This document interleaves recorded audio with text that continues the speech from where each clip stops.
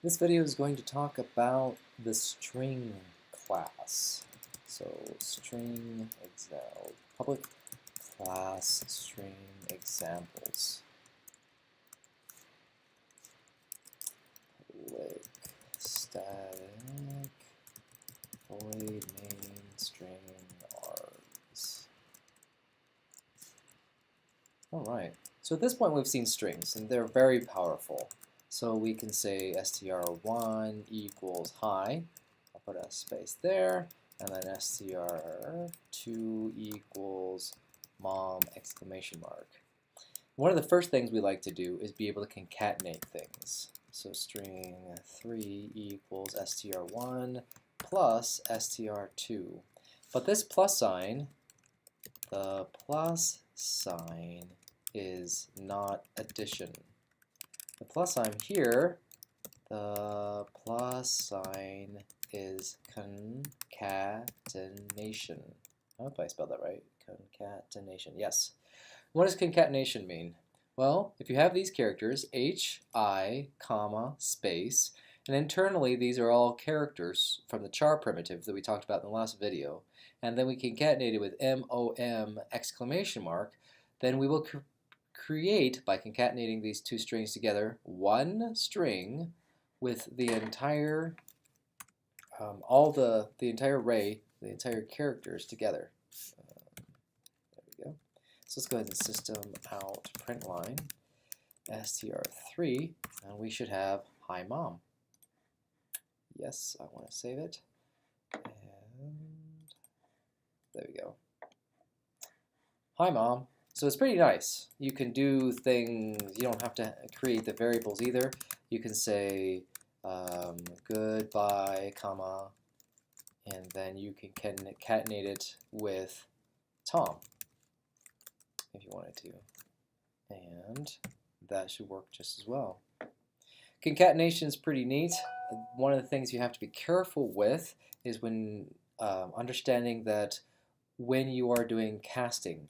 So let's suppose we have an int num1 equals 4, and then int num5 equals 6. Well, normally 4 plus 6 is 10. So system out print line num1 plus num5, and that will give me 10 because num1 has a value of 4 and num5 has a value of 6, and this operator is the addition, so 6 plus 4 is 10. However, let's go ahead and change that. I'm going to put here answer colon. So what happens here is when we have a string on the left side, and on the right side here we have something else, it's going to interpret this plus sign as not addition, but concatenation. And the string could be on either side, it doesn't really matter. So how do we concatenate a for and answer? Well, what Java does is it implicitly because you don't have to explicitly tell it, you don't have to put in parentheses string or anything, but it implicitly converts num1 from an int to a string. So this will be answer colon, and then this will become not a 4 as in the number, but a 4 as in a character, so that it'll concatenate this together, answer colon space 4, and then when it sees this plus sign, it will take this whole thing, which is a string, and concatenate it with this integer. It'll convert, implicitly cast this num5 from a 6 to a string. So instead of seeing answer 10, we should see answer 46. There it is, answer 46. If we wanted this to use addition, we have to put this in parentheses. Using the order of operations, it'll do this first. And there we go, answer 10. This works the same way with doubles too. So we'll go ahead and put a double, and I'll say d1 equals 2.1, and then I'll say double d2 equals 4.0. So if I say system out print line, double answer, and then I do a D1 plus a D2, what do you think the answer will be? Well, let's find out.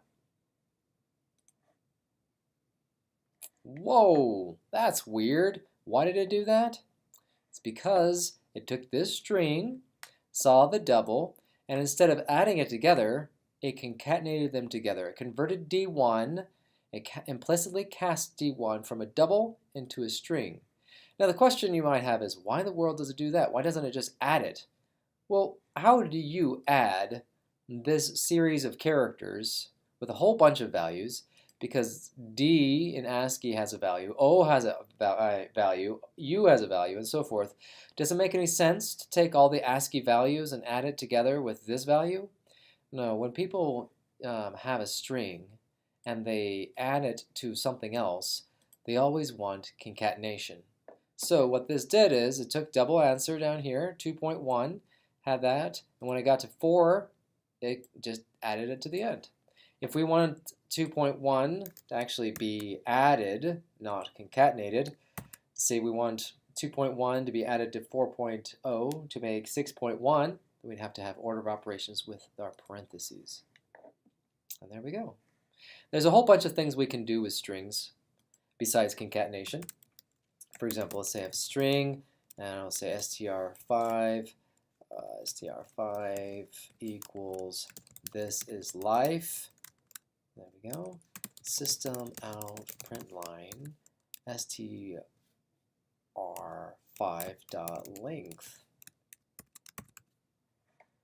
And we can compile that. It works fine. And it tells us how long this is. Notice that since str5 is not a primitive, it comes from the class string, notice the capital S, that it has a number of built-in methods with it. So for example, there's a dot length. Whee! You can see this method that reports how long or how many characters it has in it. So let's go ahead and count this. There's 1, 2, 3, 4, 5, 6, 7, 8, 9, 10, 11, 12, 13. There's 13 characters in there, and it reported a length of 13.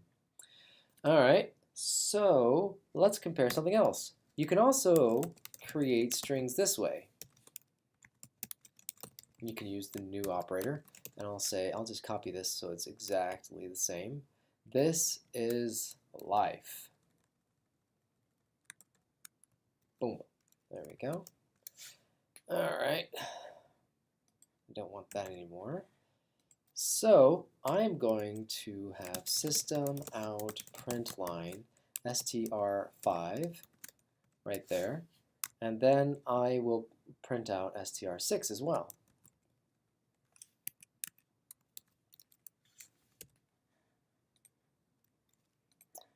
This is life, this is life. Pretty cool. Now, later on, very soon, we'll get into if statements. But if statements allow us to compare things. And sorry about that. So normally we would say, for example, if 5 equals 5, then I can do something like system out print line 5 equals 5. And that's pretty cool. We can do that.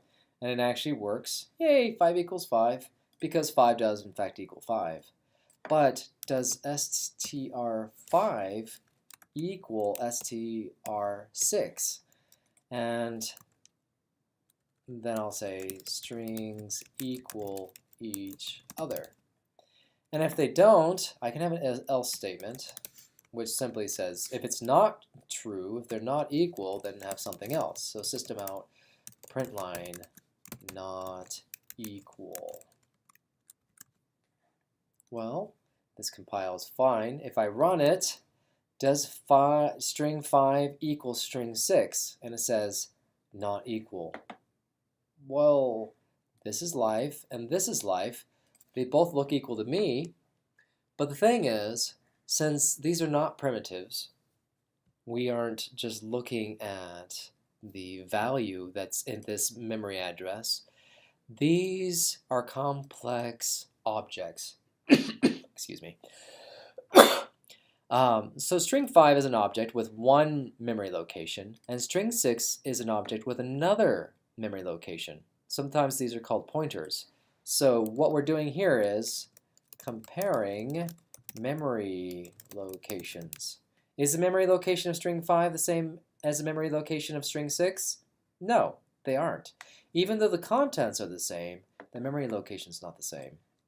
So what we have is we have a built-in dot equals method. There we go. So if string 5 dot equals string 6, then we're going to compare each other. And yes, strings equal each other.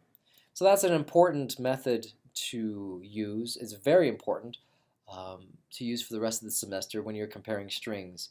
When you want to compare the contents of the string, like this is life and this is life, then we want to use dot equals. There's also another one, dot equals ignore case, and that's pretty useful.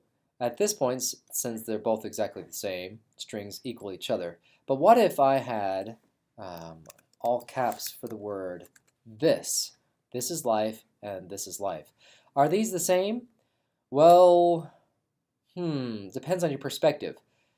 Are they exactly the same character by character? No, because this has a capital H, this has a lowercase h, therefore they're not the same.